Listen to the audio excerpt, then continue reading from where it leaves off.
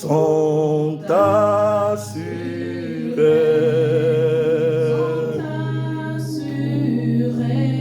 entre ses mains. Il tient ma vie pour ce temps et pour l'éternité. Je sais qu'il vit, mon Père vit, parce qu'il vit, parce qu'il vit, je n'ai rien à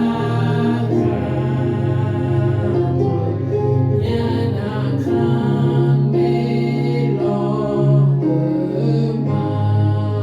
mes lendemains sont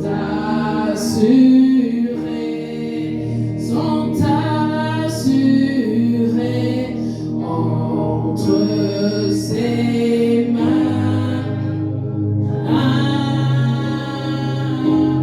Il tient ma vie pour ce temps et l'éternité. Je sais qu'il vit. Parce que Dieu vit, Seigneur, nous n'avons rien à craindre. Notre lendemain, Seigneur, est assuré. Seigneur, même la mort ne peut nous faire craindre. Parce que lorsque nous fermerons les yeux sur cette terre, lorsque, Seigneur, nous les ouvrirons encore, Éternel, ça sera dans ta présence. Tu nous tiendras par la main et tu nous conduiras dans l'éternité. C'est pourquoi, parce que tu vis, nous n'avons rien à craindre, Seigneur. Il peut s'élever des tempêtes, il peut s'élever, Seigneur, des choses dans nos vies. Notre assurance est que Christ est vivant. Notre assurance est que notre Rédempteur est vivant. La Bible déclare, il s'élèvera et il se lèvera le dernier. Puisse le nom du Seigneur soit glorifié. Nous voulons manger à ta table, nous approcher, Seigneur. Que ces instants, Seigneur, soient des instants glorieux, où l'Esprit de Dieu prendra, Seigneur, place en ces lieux, où il se saisira de chacun de nous pour l'entendement, et de cette bouche qui s'est disposée, Seigneur, afin de se servir pour parler à ton peuple. Parle, nous voulons t'écouter au nom puissant de Jésus. Nous avons ainsi prié et nous disons Amen, Amen. Amen. Que le nom du Seigneur soit glorifié. Je salue chacun de nous au nom du Seigneur Jésus-Christ. Amen. Merci pour votre présence. Merci pour la présence du Saint-Esprit au milieu de nous. Merci pour la présence de toute une famille. Quand tu viens dans la maison de Dieu, derrière toi, il y a toute une famille qui t'accompagne. Donc, tu as intérêt, quand tu viens dans la présence de Dieu, quand tu es disposé, tu as intérêt à venir. Parce que tu es le canal par lequel le Seigneur veut atteindre ta famille. Donc, quand tu es présent, dis que toutes les personnes issues de ta famille sont dans ces lieux et recevront ce que toi, tu as reçu. Dans la parole de Dieu déclare, si tu crois, toi, tu es sauvé ainsi que toute ta famille. Amen, amen. Que le nom du Seigneur soit glorifié. Nous disons merci au pasteur de nous avoir permis de passer, de nous avoir donné la chair. Nous disons merci à chacun de vous de nous donner les oreilles. J'ai dit toujours, quand quelqu'un te donne les oreilles pour t'écouter, dis-lui merci. Parce que c'est son temps qui donne et c'est un privilège. Nous sommes arrivés à la 7e semaine, si je ne me trompe, de notre marathon de prière. Notre thème pour ce marathon est sortir des prisons sataniques. Donc nous sommes en train, bien aimés, de passer du temps, d'écouter le Seigneur, de prier, afin que nous puissions sortir des prisons. Nous avons suivi, si vous n'avez pas eu l'occasion de nous suivre, nous sommes sur YouTube. Il y a notre site de l'église, il y a vraiment les enseignements depuis qu'on a commencé, qui nous montrent comment nous devons arriver à sortir de ces prisons. Parce que Dieu ne nous a pas créés pour que nous puissions passer notre séjour sur la terre dans la prison. Il nous a créés afin que nous puissions jouir de la vie sur la terre pendant notre parcours. Et après notre parcours, de pouvoir aller dans l'éternité. Mais nous ne pouvons pas passer notre parcours dans la prison et puis après aller dans l'éternité. Car la terre et tout ce qui a été à l'intérieur de la terre a été créé pour moi et pour toi. Afin que nous puissions en jouir. Afin que nous puissions jouir de notre parcours sur la terre. Et qu'après notre mort, nous nous disions que nous sommes rassasiés des jours. Tu ne peux pas retourner dans l'éternité affamé des jours. Parce que si tu es en prison, tu ne consommes pas les jours que le Seigneur t'a donnés sur la terre. Et notre sous-thème de cet après-midi est comment sortir de ces prisons. Je pense que ça fait 2 semaines que nous sommes en train d'être sur le même sous-thème. Parce qu'il y a tellement à dire que nous nous attendons d'abord que chacun de nous puisse savoir comment faire. Parce que même après ces 80 jours, même après le temps que nous avons passé, ce sont des choses ou des prières que nous devons faire tous les jours de notre vie jusqu'à ce que le Seigneur nous rappelle. Ce n'est pas dit qu'après 80 jours, c'est fini, moi je ne veux plus prier pour sortir des prisons.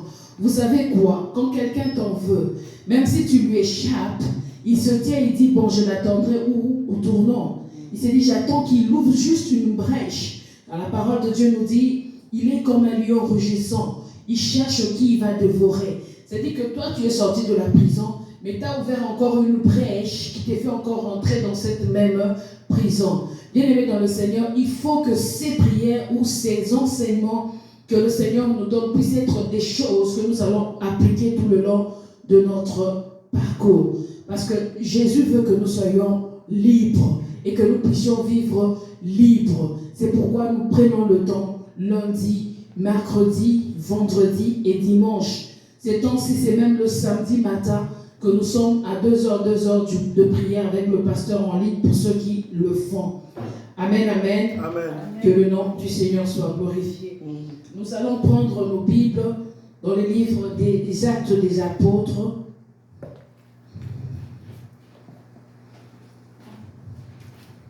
Ce sera notre première lecture.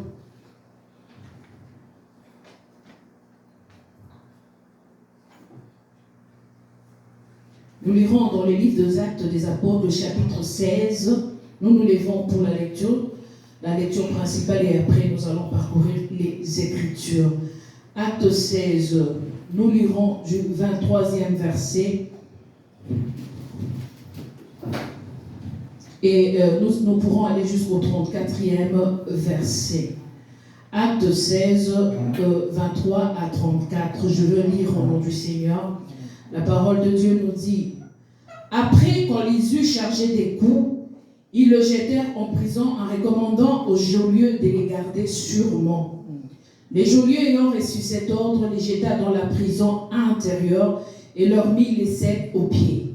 Vers le milieu de la nuit, Paul et Silas priaient et chantaient les louanges de Dieu, et les prisonniers les entendaient. Tout à coup, il s'est fait un grand tremblement de terre, en sorte que les fondements de la prison furent ébranlés. Au même instant, toutes les portes s'ouvrirent et les liens de tous les prisonniers furent rompus. Le geôlier se réveilla et lorsqu'il vit les portes de la prison ouvertes, il tira son épée à aller s'y tuer, pensant que les prisonniers s'étaient enfuis. Mais Paul cria d'une voix forte: « Ne te fais point de mal, nous sommes tous ici. » Alors les geôliers ayant demandé la lumière entra précipitamment et se jeta tout tremblant aux pieds de Paul et Silas. Il les fit sortir et dit: « Seigneur, que faut-il que je fasse pour être sauvé ?» Et Paul et Silas répondirent: « Crois au Seigneur Jésus et tu seras sauvé, toi et toute ta famille. » Et ils lui annoncèrent la parole du Seigneur ainsi qu'à tous ceux qui étaient dans la prison. Il le prit avec lui à cette heure même de la nuit. Il lava leurs plaies et aussitôt il fut baptisé, lui et tous les siens. Les ayant conduits dans son logement, il leur servit à manger. Il s'est réjoui avec toute la famille de ceux qui l'avaient cru en Dieu. Parole du Seigneur. Amen. Amen. Nous pouvons répondre nos places. Que le nom du Seigneur soit glorifié. Alléluia. Nous sommes en train de parler des prisons sataniques. Bien aimé, comme les enseignements précédents nous ont dit, ce n'est pas parce que tu es un enfant de Dieu que tu es exempté d'être emprisonné par quelque chose. Il y a des lois qui sont faites sur la terre qui disent que quand tu voles, tu es emprisonné. Quand tu fais un mal, tu es emprisonné. Mais il y a certaines personnes qui se retrouvent dans la prison, non pas parce qu'elles ont commis un forfait. Ce n'est pas elles. Tu ne diras pas que parce que je suis un enfant de Dieu, je ne peux pas me retrouver en prison. Ces enseignements-là ne me concernent pas. Ces prières-là ne me concernent pas. Ici, nous parlons de qui? De Paul. Nous parlons de Paul qui s'est retrouvé dans la prison. À cause de quoi? À cause qu'il a délivré quelqu'un. À cause qu'il a fait quelque chose de bien. À cause qu'il n'a pas mal fait. Donc, des fois, tu te retrouves en prison parce que tu fais bien. Des fois, tu te retrouves en prison à cause de ta famille, de tes parents, de tes arrière-grands-parents. Il y a quelqu'un, parce que j'ouvre une parenthèse, hier j'étais chez une amie, on parlait. Je disais, mais nos grands-parents, quand les autres grands-parents faisaient des choses bonnes pour leurs enfants, ils étaient où? Elle me dit, ils étaient là à tisser des liens, à lier la vie des enfants, à dire que moi, pour que je pêche beaucoup de poissons, je veux que 5 générations soient livrées. Juste pour ça. Donc ça veut dire que c'est juste pour des choses banales qu'aujourd'hui nous sommes en train de nous battre. Tu ne peux pas ignorer ces choses et dire que ces choses n'existent pas. Pourquoi chaque fois que tu veux entreprendre quelque chose, il y a toujours un blocage? Pourquoi quand une autre personne vient pour lui, pour cette personne c'est facile. Pour cette personne ça va de soi, c'est facile. Elle entre dans son mariage, elle est comme ça, pour elle c'est facile. Pourquoi? Parce que peut-être dans sa famille, il y a quelqu'un qui s'est levé et qui a brisé ces choses et qui a sorti toutes les générations de la prison. C'est à ça que je t'invite, bien-aimé dans le Seigneur, afin que toi, comme je l'ai dit, tu sois la personne qui fera que les générations futures, les générations à venir, les générations qui viendront après toi, puissent être des générations libérées, qui auront la vie facile et qui pourront vraiment avoir une vie libérée. Paul s'est retrouvé avec Silas dans la prison. Et nous allons, comme notre sous-thème nous le demande, de nous dire comment sortir des prisons sataniques. Je prends juste 2 points, ou 3 si Dieu le permet, par rapport au temps. Le premier point se trouve dans ce texte. Quand ils se sont trouvés dans la prison, on nous dit qu'au milieu de la nuit. C'est-à-dire que, bien aimé, la nuit, je ne sais pas. Je veux donner un exemple. J'étais sur un bateau, un grand bateau, un paquebot. La journée, tu pouvais être à l'extérieur. Tu ne sens rien, ça va, c'est bien. Mais la nuit, il y a toujours quelque chose qui est bizarre. La nuit, quand on sortait sur le pont, avec l'eau, tu sentais qu'il y a comme une oppression, il y a comme quelque chose qui ne marche pas. C'est-à-dire que pendant la nuit, il y a toujours des choses bizarres qui se passent dans la vie de tout le monde. Il y a toujours, bien aimé, les œuvres des ténèbres se font toujours pendant la nuit. C'est difficile que quelqu'un fasse des choses bizarres pendant le jour. C'est pourquoi c'est difficile de voir les boîtes de nuit ouvertes pendant le jour, les bars ouverts pendant le jour. C'est vrai qu'actuellement ça se fait, mais c'est un peu bizarre quand tu vois les gens, même les gens qui font des mauvaises choses, souvent c'est la nuit. Et la parole de Dieu nous dit que c'est pendant la nuit, au milieu de la nuit, qu'ils se sont levés. Pourquoi se sont-ils levés pendant la nuit? Parce que, bien aimé, c'est le moment propice où l'ennemi vient pour t'achever. Et pendant la nuit, c'est le moment où tu es vraiment dans le noir, dans la difficulté. La nuit, ce n'est pas seulement la nuit noire, mais la nuit peut être tuée. Dans ta vie, tu es actuellement pendant la nuit. Et c'est des moments où tu ne peux pas te laisser dans la dépression. Tu dis que non, comme c'est arrivé, non. C'est pendant la nuit, bien aimé, que la première clé que je veux nous donner ce soir, ces 2 personnes l'ont appliquée. Ils ne se sont pas mis comme Pierre, comme nous l'avons lu dans les jours précédents. Pierre s'endormait pendant la nuit, dans la prison. Mais eux ne se sont pas endormis. La première clé, bien aimée, je veux nous parler de la louange et de l'adoration. La première clé de comment sortir dans la prière est de louer Dieu et de l'adorer. Bien aimé, quand tu vois que quelque chose ne marche pas dans ta vie, tu as prié, tu as jeûné, à un moment donné, tu ne sais plus quoi faire. Quand tu ne sais plus quoi faire, tu as appelé les hommes de Dieu, tu as appelé les prophètes, tu as appelé, je ne sais pas, les éminences, je ne sais pas, tu as appelé. Mais à un moment donné, bien aimé, lève-toi pendant la nuit de ta vie. Commence à louer le Seigneur le matin. Vis une vie de louange et d'adoration. Prends le temps, bien aimé, de louer et d'adorer le Seigneur à tout instant. Vis une vie de louange et enferme-toi dans la maison. Mets les louanges, bien aimé. Quand tu conduis, mets l'adoration. Mets les louanges, bien aimé. Je vous dis, Pierre et Paul et Silas, quand ils se sont mis à louer le Seigneur, quand ils se sont mis à adorer le Seigneur, qu'est-ce que la parole de Dieu nous dit? Il y eut un tremblement de terre. Alléluia. Amen. Quand tu entres dans une vie d'adoration ou de louange, bien aimé, il y a toujours un tremblement de terre dans ta vie. Il faut que les choses bougent. Il faut que quelque chose se passe, bien aimé. Quand tu adores ou tu loues le Seigneur de tout ton cœur, de toute ton âme, devant une situation, devant une nuit dans ta vie, bien aimé, le Seigneur descend. Je vous ai dit l'autre fois, je dis, l'adoration nous fait monter vers les lieux élevés, dans les cieux. Mais la louange fait descendre Dieu. Il intervient dans la louange. Il descend dans la louange. Il vient briser les chaînes. Il vient briser les choses qui sont dans nos vies. Et il vient nous tenir par la main et nous sortir de la force. Mais si nous vivons une vie de louange et d'adoration, sans la vie de louange et de l'adoration, bien aimé, sans la vie de louange, il est vraiment difficile que l'atmosphère même de ta vie, qu'il y ait l'atmosphère, qu'il y ait les tremblements. Quand nous parlons des tremblements, bien aimé, c'est l'atmosphère. Tu peux te réveiller un bon matin, bien aimé, tu ne files pas, comme on dit, tu ne sens pas bien, tu sens que tout ne va pas. Mais mets juste une louange, commence à chanter. Tu vas sentir qu'il y a quelque chose qui est en train de partir. Il y a l'atmosphère de ta maison, de ta voiture, de ton travail. Tu vas sentir qu'il y a quelque chose qui se passe. Parce que, bien aimé, la Bible nous dit que la louange brise les chaînes. La louange brise, bien aimé, les barreaux de la prison. Il y a eu un tremblement de terre. Bien aimé, Paul et Silas étaient en train de louer le Seigneur. De dire, Seigneur, nous te bénissons parce que tu sais que nous sommes ici. Nous te bénissons parce que tu sais que nous sommes dans cette prison. Nous te bénissons parce que nous savons que le matin ne va pas s'élever et nous serons libérés. Nous te bénissons. Ils ont commencé à louer Dieu, à dire, Seigneur, merci parce que tu as brisé, bien aimé, tu as brisé l'ennemi. Devant, Seigneur, oh Dieu, la mer rouge, tu t'es élevé avec le bâton de Moïse. La mer a été divisée en deux et l'Israël est passé. Ils ont commencé à louer Dieu pour tout ce que Dieu avait fait. Et Dieu, quand il voit un cœur qui le loue, il dit que, bien aimé, un cœur qui loue Dieu et un cœur qui reconnaît que Dieu est capable de faire. Alléluia. Amen. Un cœur qui loue Dieu et un cœur qui capacite Dieu, qui dit à Dieu, Seigneur, tu peux. Tu es capable. Je te loue parce que tu es capable. Je vous donne l'exemple, bien aimé, quand tu vas, par exemple, au Congo. Quand tu es en train de te promener dans les rues, ou deux fois quand tu descends à l'aéroport, il y a beaucoup de badauds. Tu vois, tu as un peu d'argent. Je sais de quoi je parle. Tu as un peu d'argent dans ton sac. Puis, tu vois les jeunes gens qui viennent. Ah, mère, au Kibango, tu es comme ça. Tu es plus qu'elle. Hein, tu viens de l'Europe. Tu es comme ça. Ah, mère, toi là, tu dépasses. Mère, tu débordes. Mais même si tu avais un peu là, tu regardes, tu te sens vraiment, c'est en face. Puis tu te rends compte que tu es en train de donner, sans te rendre compte. Pourquoi? Parce qu'il y a une louange qui est sortie de la bouche de ses enfants sur toi. Mais si tu passais comme ça et que ces enfants te regardaient, je ne pense pas que tu auras l'élan de leur donner quelque chose. Ce qui va te faire arrêter dans la vie de ces enfants, c'est ce qui est sorti de leur bouche. C'est par rapport à nous. Quand nous sommes devant le Seigneur, quand nous disons, Seigneur, il n'y a que toi. Si tu ne le fais pas, personne ne va faire.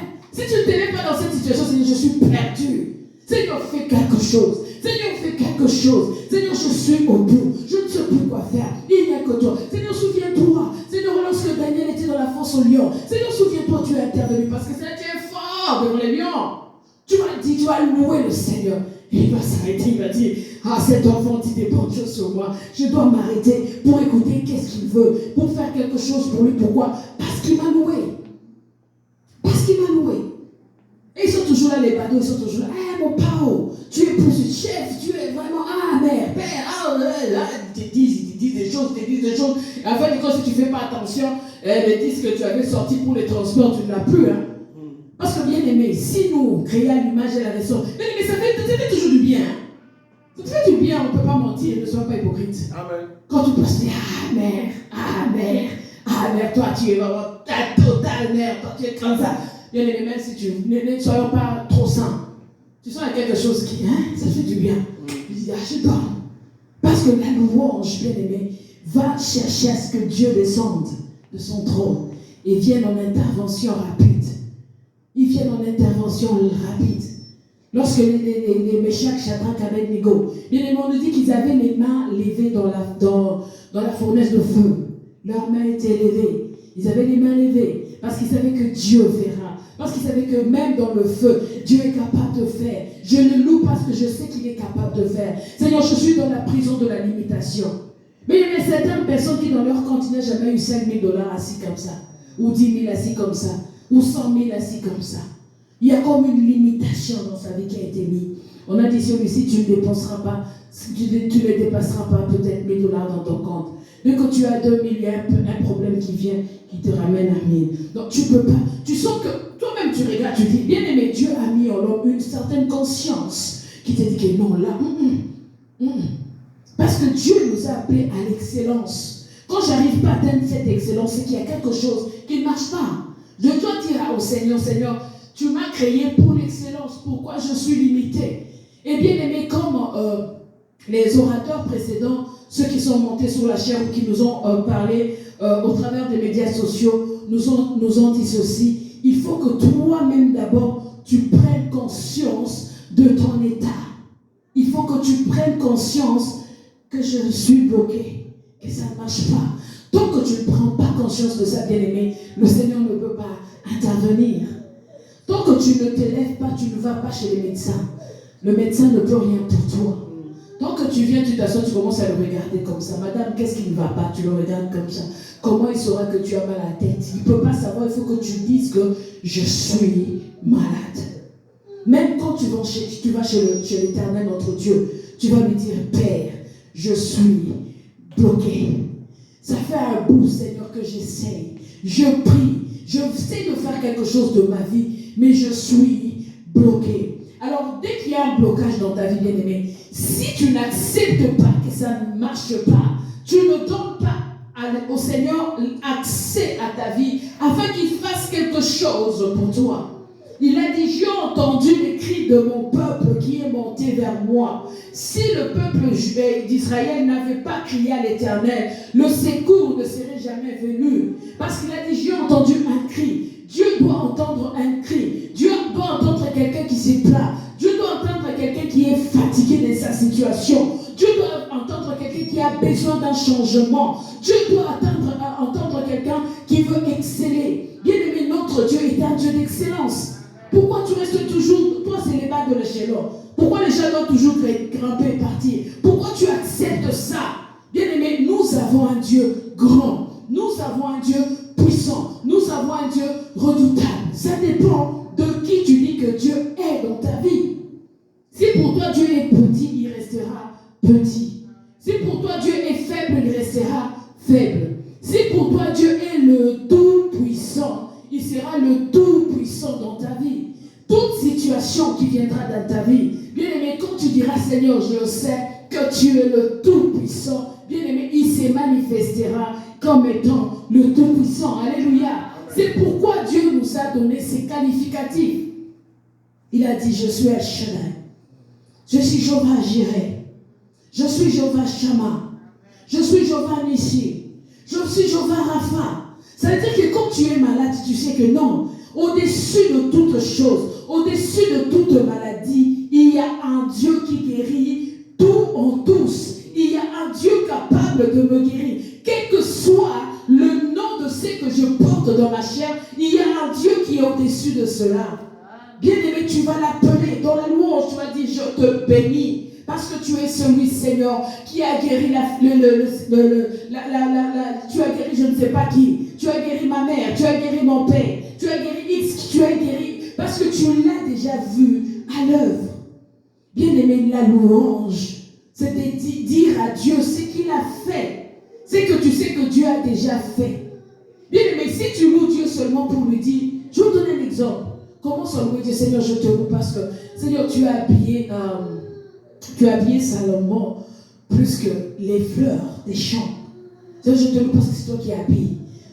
Que ce soit ta prière. Bien aimé, tu ne manqueras pas les habits que tu veux porter toi. Jamais.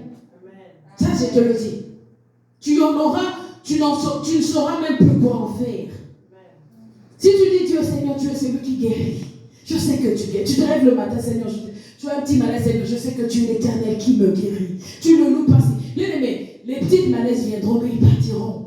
Parce que tu as élevé Dieu comme étant l'Éternel qui fait quoi? Qui guérit. Et il nous dit que quand tu le loues, quelle que soit la prison de la maladie dans laquelle on t'a mis, quand tu loues Dieu, ça veut dire que tu lui dis que Seigneur, tu es capable de me sortir de la prison de maladie. Et tu vas sortir au nom de Jésus. Amen. Parce que Dieu est fidèle. La Bible nous dit qu'il est sa parole pour l'accomplir.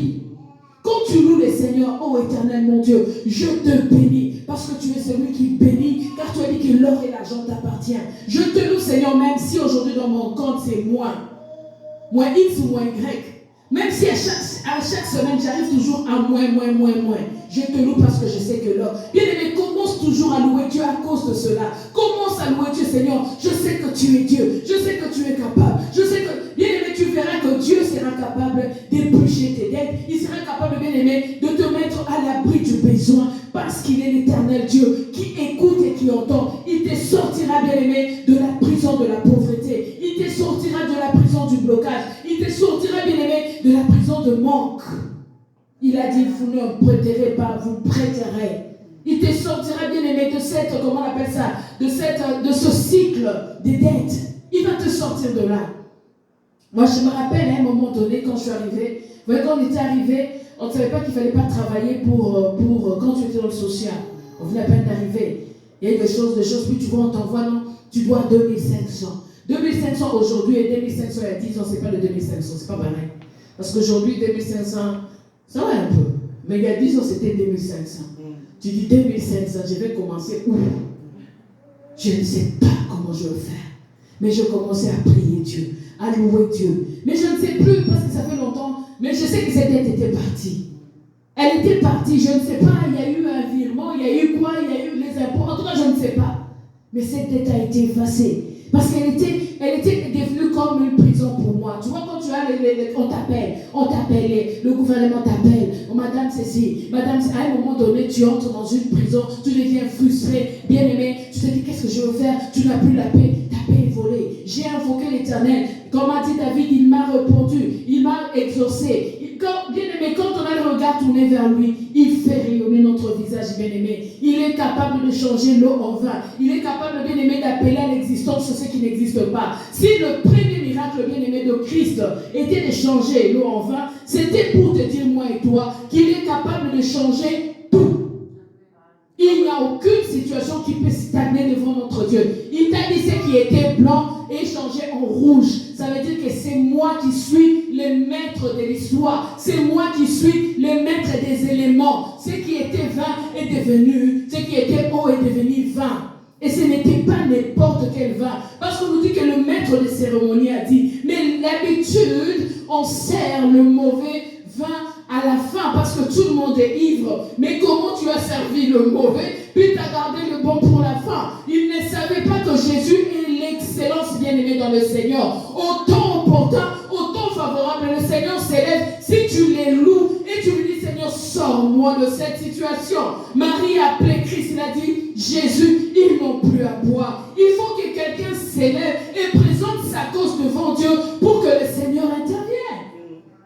Tu peux rester dans ta situation, tu fermes ta bouche, elle ne va pas changer. Tu peux rester dans ta situation, tu pleures, tu vas pleurer toutes les larmes de tes yeux et de ton cœur. Tu vas même être déshydraté. Ça ne va rien changer. C'est que Dieu attend de toi, c'est que tu dises non. Il faut dire non à un moment donné. Il faut dire non à ce que tu vis. Tu dis, Seigneur, assez, c'est assez. Enough is enough. Je suis fatigué de cette situation et j'ai pris, Seigneur, que tu descendes et que tu interviennes. La louange et l'adoration, bien-aimé dans le Seigneur.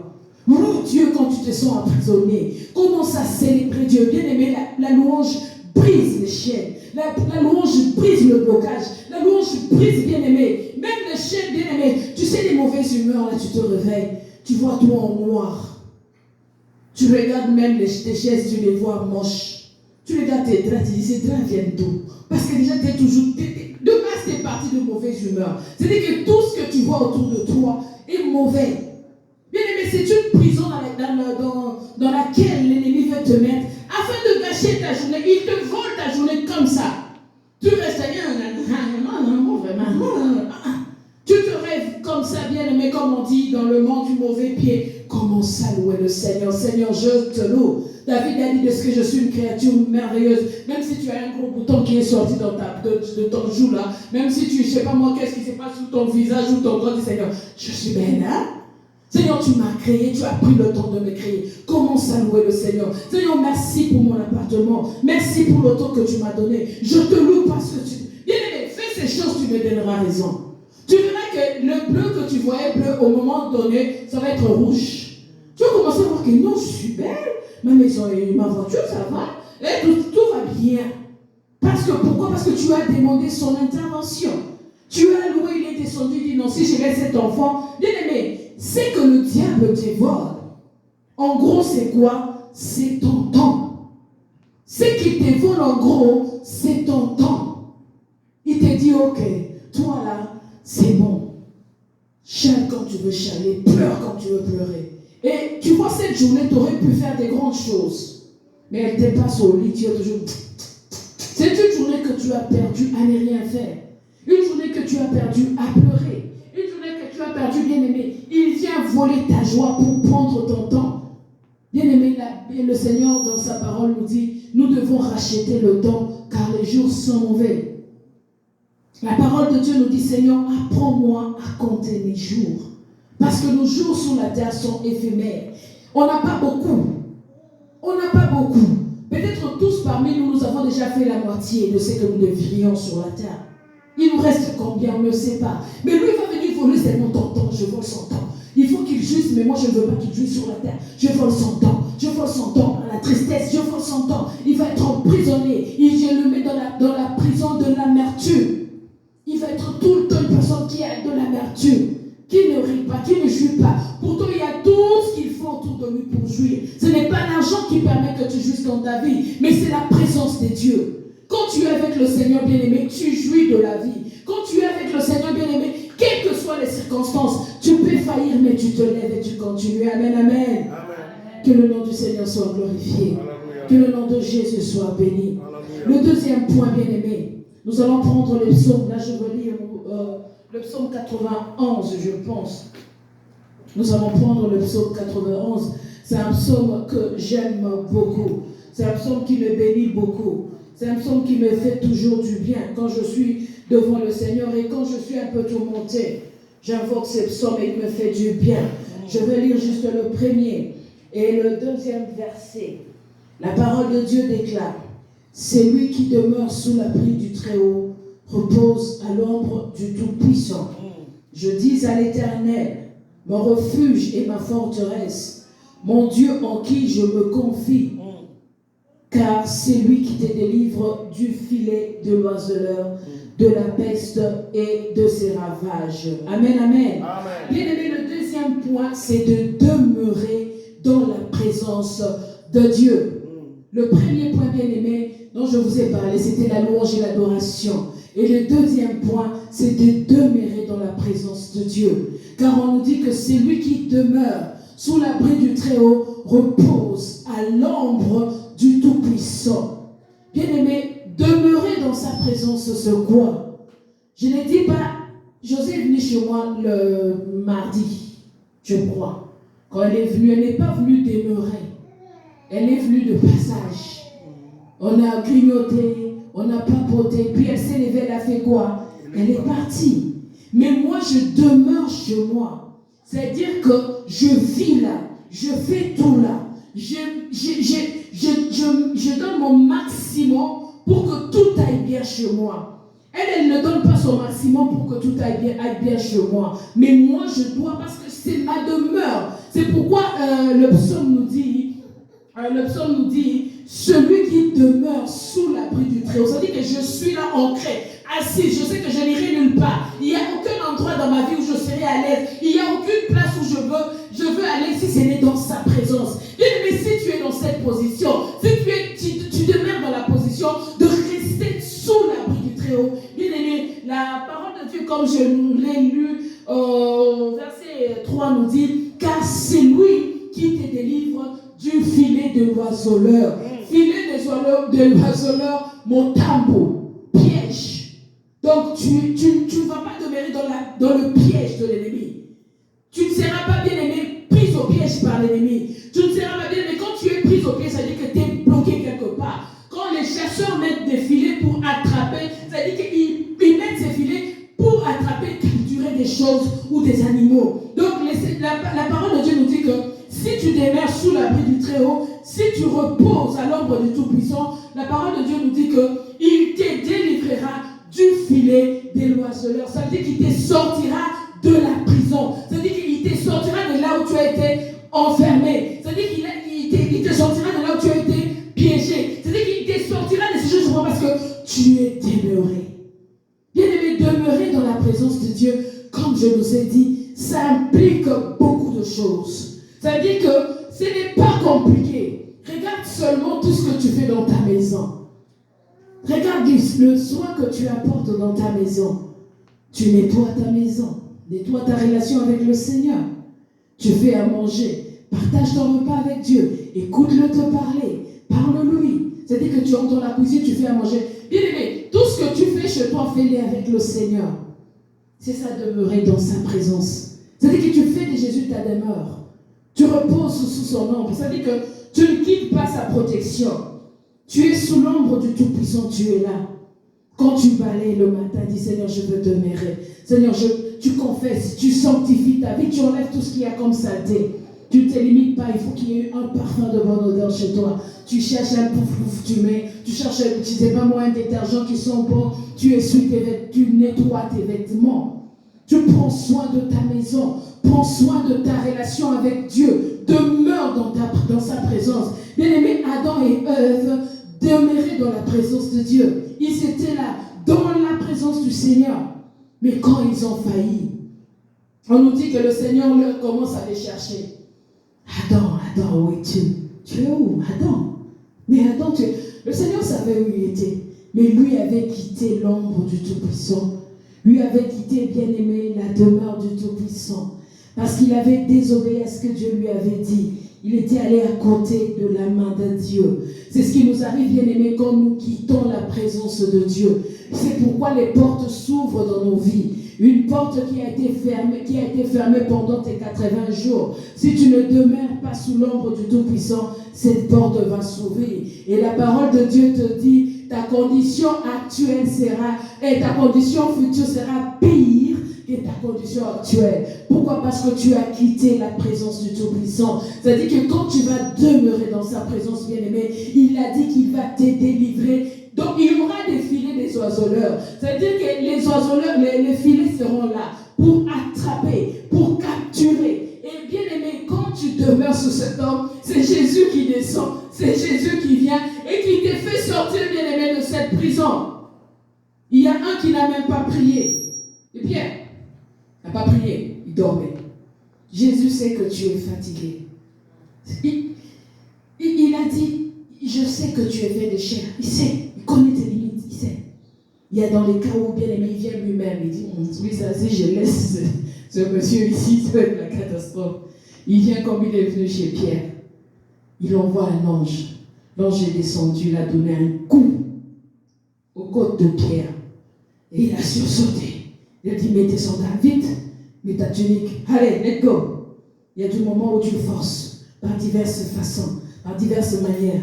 Mais la manière la plus belle, c'était la manière de Paul et Silas. À minuit, dans le moment le plus sombre de leur vie. Parce que les Romains, là, ça ne niaisait pas, ça ne jouait pas. Quand ça ne marche pas, demain, comme Jacques, on t'amène, on te coupe la tête. Et ils ne niaisaient pas avec ça.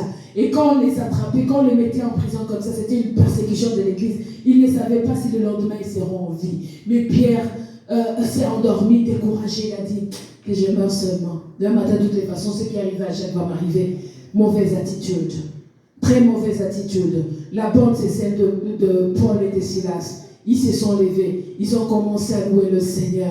Eh Yahweh, kumama, Zambe nangaye, mokangoli nangaye, kumama lelo. Dieu a dit, bougez là-bas. Et il y a eu un tremblement de terre. On nous dit que la terre a bougé. Bien-aimé, ta louange va faire bouger. Même si ta vie a été cachée en dessous, je ne sais pas de quelle mer, de quelle rivière, de quelle forêt, bien-aimé, ta louange va faire qu'il y ait un tremblement de terre, que les choses puissent bouger et que le Seigneur puisse t'élever en te donnant la délivrance. Que Dieu bénisse sa parole. Alléluia! Que le nom du Seigneur soit glorifié. Nous allons nous lever.